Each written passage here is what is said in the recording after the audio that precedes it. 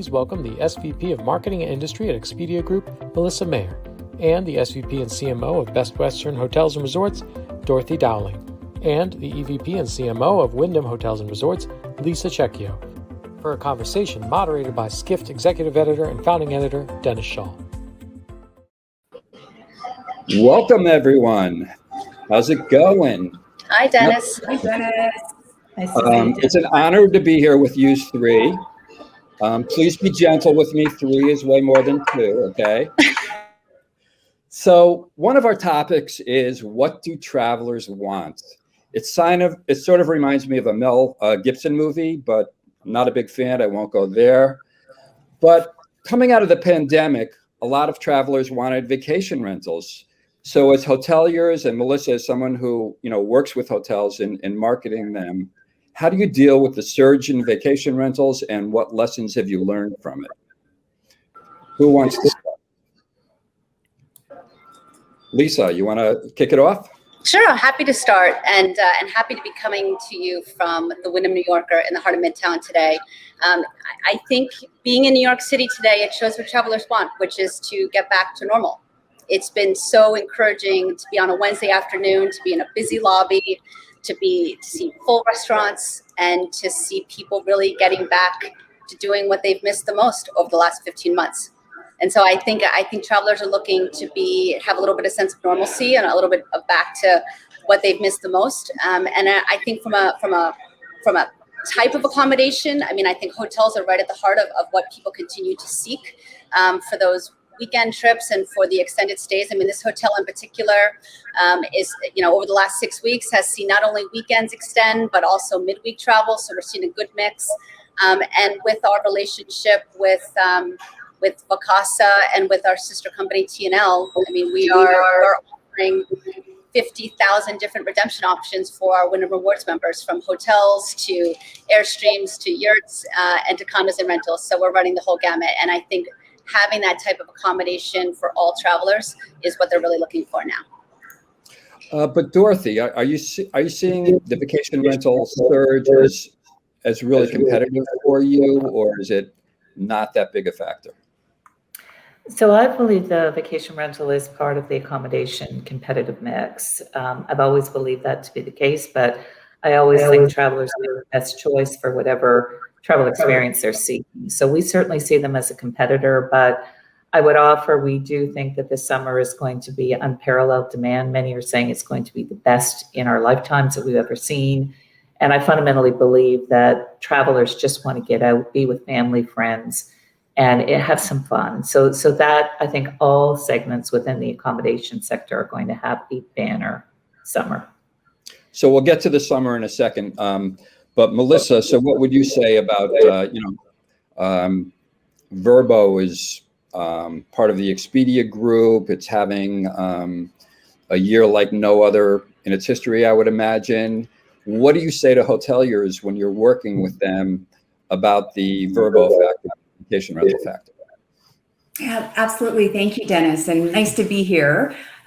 So Vrbo has definitely been a bright spot for us, particularly at the start of the pandemic, when people wanted to be in more rural areas and wanted to social distance.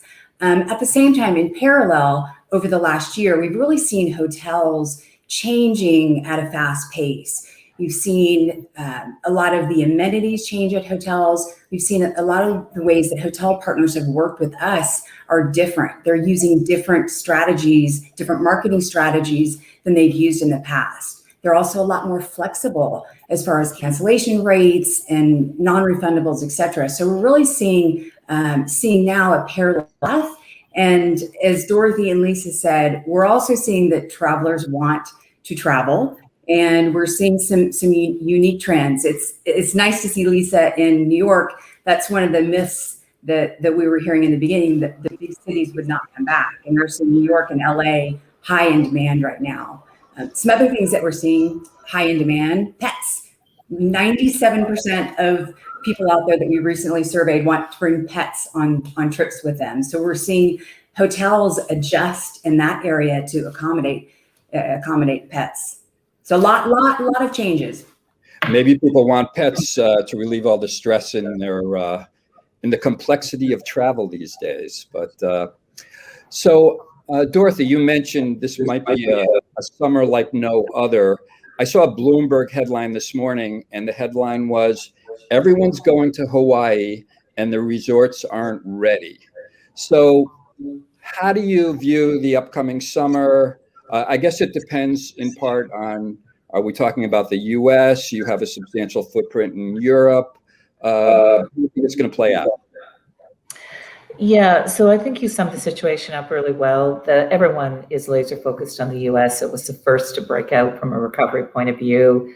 And we certainly think it's going to have the strength in both occupancy and rate. And when I said best ever, I think it's really a RevPAR index that people are really expecting us to overachieve in the US. But we also fully expect Europe, with a lot of the changes that have been announced this week, although there's still logistics in each of the domestic territories that have to be deployed relative to the vaccine passports.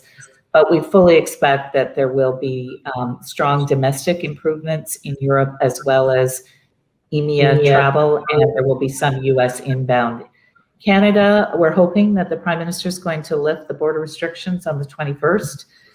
We fully expect it will happen sometime around the 21st to early July.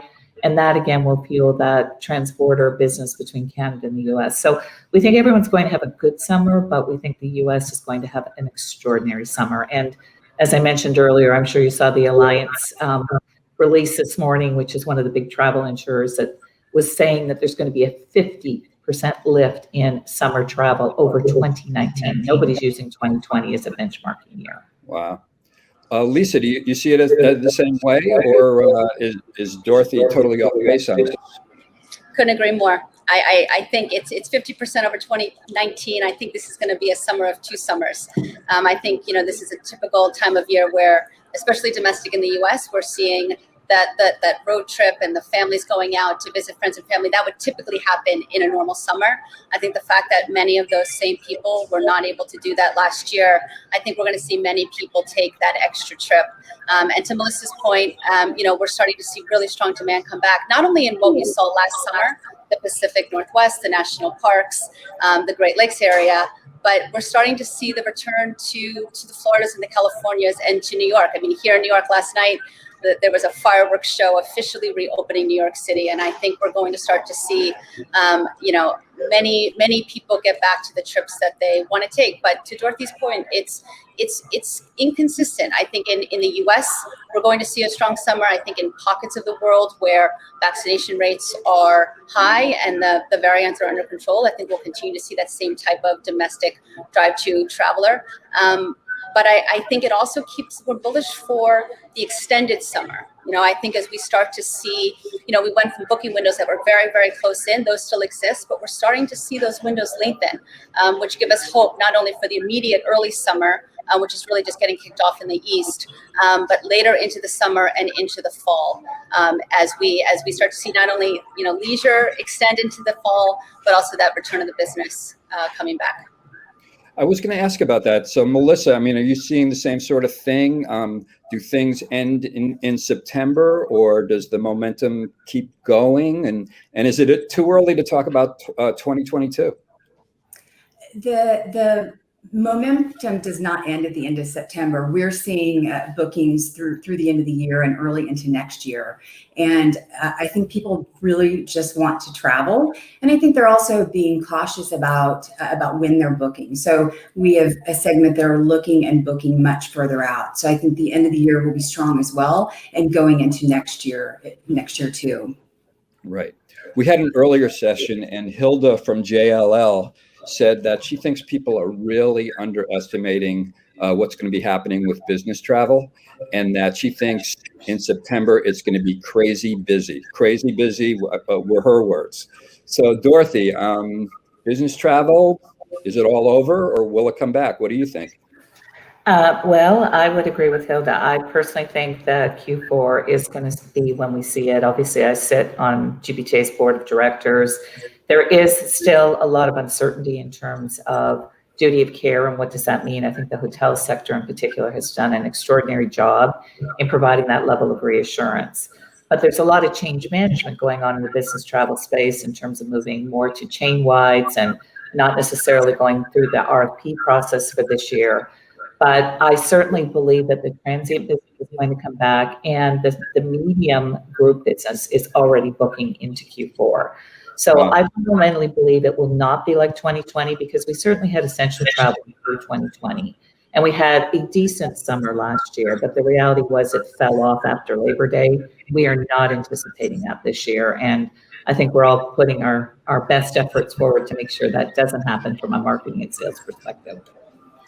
Lisa, do you want to touch on business travel? Is it dead forever? Or and also another thing, if you want to touch on this too, digital nomads, are they going to make a difference? Are they going to go away? When the pandemic ends? I'll answer the second question first. I think the answer is no. I actually was just with someone earlier who was telling me that they will be, they're moving for a month throughout the summer. They'll work remotely. They're going to be in Massachusetts. They're going to be in Vermont. They're going to be in New York. And I think we're going to continue to see that. I think many of us on this call and throughout the day have talked about these return to office plans. I think the more we see these larger organizations, including our own, talk about flexible work arrangements, talking about hybrid work environments, in the office, out of the office, I think those naturally lead to this digital nomad, this work from anywhere trend continuing well past the summer and fall. I think this is going to be our new normal. And I think to Dorothy's point, it's something that we're going to be very focused on to ensure that we have products and promotions that help to capture that business. I think talking about business travel, I mean, we're all business travelers here. I know that we've all taken our first trips. And I think we all can personally talk about how much we've missed it. Everyone that I talk to that has taken that first trip or has been on an airplane or been in a hotel or been in an in-person meeting, there just is nothing like it. And so from a corporate and meetings perspective, I think we will see that business return. It may take a little longer, but it will return. And from Wyndham's core business traveler, which are those that, their office is the road. It has always been the road. We saw that business travel all of last year, and that will continue to grow as more and more of these projects come back this year. Right. Yeah. So I wanted to ask all of you, and maybe start with Melissa. How has your approach to marketing changed? I mean, most of you have been basically dark for 15 months during the pandemic. I mean, they're not totally dark for sure, but how has your approach to marketing changed, if it has? I'll start. Thank you. It definitely has changed, both on the B2B side and the B2C side. On the Vrbo side, we launched a new campaign. We partnered with John Legend, and that was something creative for us. And really, and you also directly went after Airbnb. Let me continue talking about John Legend and the wonderful commercial. So we did that, and then also with Vrbo to focus on acquisition and getting more hosts signed up. We did a lot more social. We did mid-funnel campaigns and really just trying to be more creative. Just last week on the Expedia side, we launched Expedia Travel Week, which was our biggest promotion that we've ever had, and had more hotels participating in that than ever. And hotels are getting a lot more creative on what they're offering and trying to include amenities, get longer length of stays, upgrades, etc. So really getting a lot more creative. And then also on the consumer side, one of the trends that we're seeing is the importance of inclusion. And we have launched on Orbitz, an LGBTQ travel site, where we're really letting consumers come to our site, let them know which hotels are LGBTQ friendly. And we have sites and microsites available for that. So really leaning into that from an inclusion standpoint. So those are just some of the creative things that we're doing on the B2B and B2C side. And incidentally, you sort of repositioned Orbitz as a LGBTQ brand, not solely, but really emphasizing that. I neglected to mention the poll results. How can hotels best stand out to consumers as travel returns? The winner was promote local activities and attractions, 61.54%. Dorothy, marketing in this new era? Same channels, same old thing, or what's going on? That's a great question, Dennis. And we all know that, through COVID, the digital space accelerated 10 years in 6 months. So it has really afforded us a different way in terms of how to engage with customers. So Melissa talked about a lot of things. Through COVID, we were all in lower funnel, in search and meta. So we were always displaying in front of travelers that had high intentions. But we came back into mainstream media, but from a programmatic base, because really the streaming competencies in the media space now, and to be able to be very focused in terms of the customers you want to reach, has given us a lot more competencies to do A/B in terms of creative testing, in terms of main screen types, and then also to have what we call the surround sound approach, where we're looking at upper funnel, middle funnel, and lower funnel, and really leveraging all of the competencies across all of those to be touching the consumer in a relevant way. So certainly the way we buy media has shifted. We also have made a different connection with customers because we're trying to relate to them in terms of their experiences through COVID and making sure we're touching them in an emotional way, obviously bringing back our loyalty program with a very, very strong offer, because we do know that prices this summer are going to be high because demand is at an unprecedented level. So we're trying to balance our offers to really drive engagement and get folks to consider us in terms of choice. And Lisa, same approach, and also maybe you can touch on does metasearch play a role, or what kind of role is metasearch playing in your marketing approach? Sure. Yeah. I mean, I'll add on to what has already been said, which is last year as marketers, we found ourselves in a very unique position in that we really couldn't generate demand. No matter what we were going to put into market, there was no demand to be had with the lockdowns in place and with the sensitivities to travel during COVID. And so I think we dropped a lot of our marketing into that lower funnel as a way to be as flexible and nimble as possible. And with that came an acceleration for us in leveraging machine learning and AI. It allowed us to be able to move the media to where the demand was in real time to help those guests that were searching to have relevant information given to them, either by promotion or by destination that they were seeking. And it allowed us to be as nimble as possible. So if we needed to flex up or pull down based on where the waves that happened last year happened, and even into this year as well, we were able to do that. And so I think that dynamic media is something that will stay with us.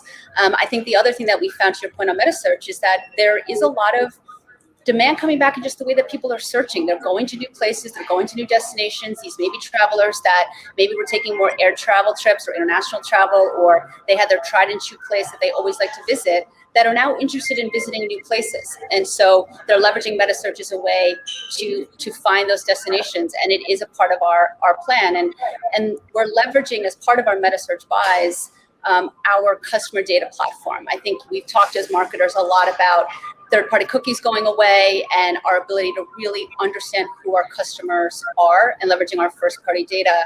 And I think that's where our ongoing investment in our CRM efforts for our members, as well as our customer data platform, which allows us to really understand our customers, to Dorothy's point, make that emotional connection, personalize offers, personalize messaging. Because as these guests come back, they want that sense of confidence that the brands they're booking with, or the means they're booking with, or the prices that they're booking it, or the flexibility policies that they're booking with are the right ones for them. So we touched on loyalty, and there's been a lot of activity on the OTA side in terms of loyalty or discount programs, whatever you want to call it. Expedia opened up its loyalty program to millions of new members. They don't have to opt in anymore.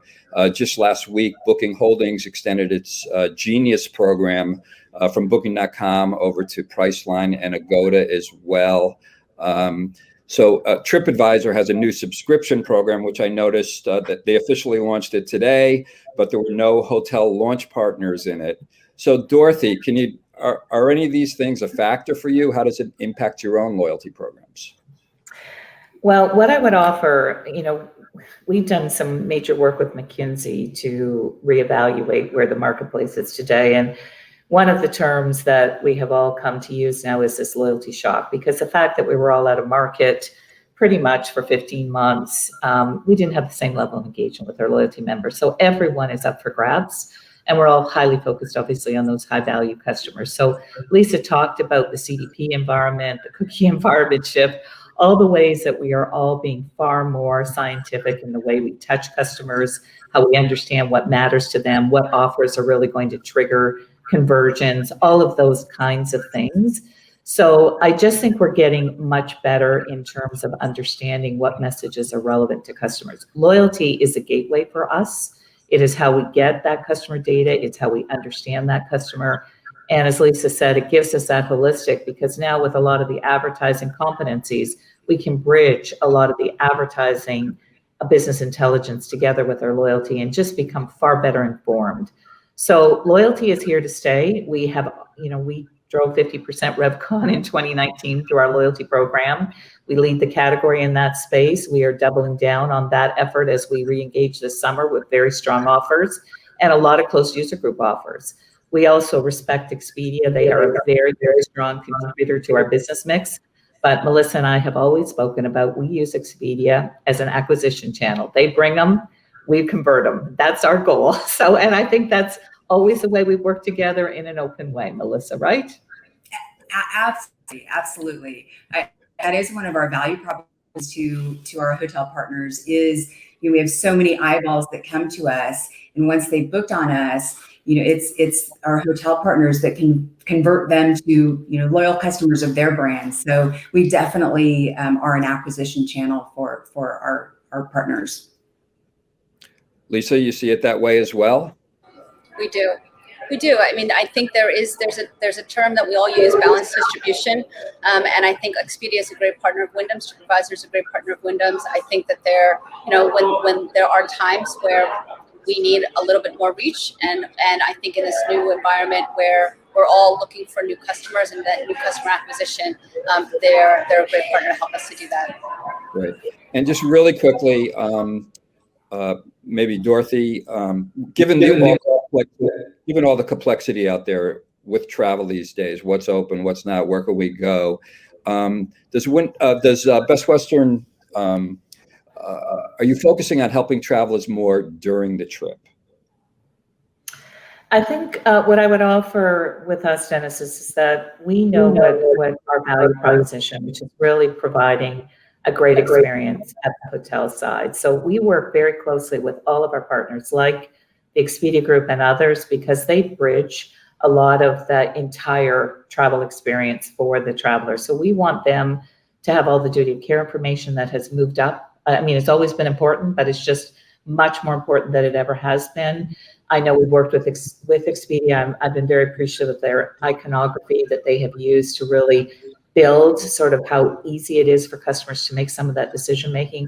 But what I would offer is that we know the intermediary space is very important. We partner with them.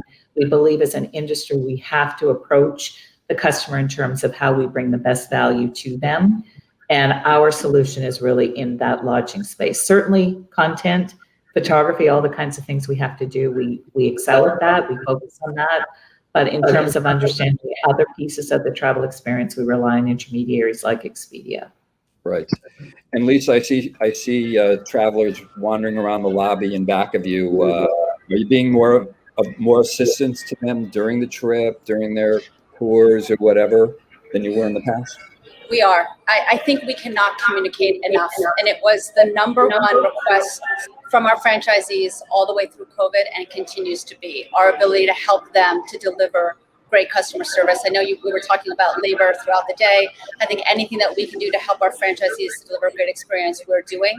We also know that our guests are seeking high impact, low contact experiences along the way.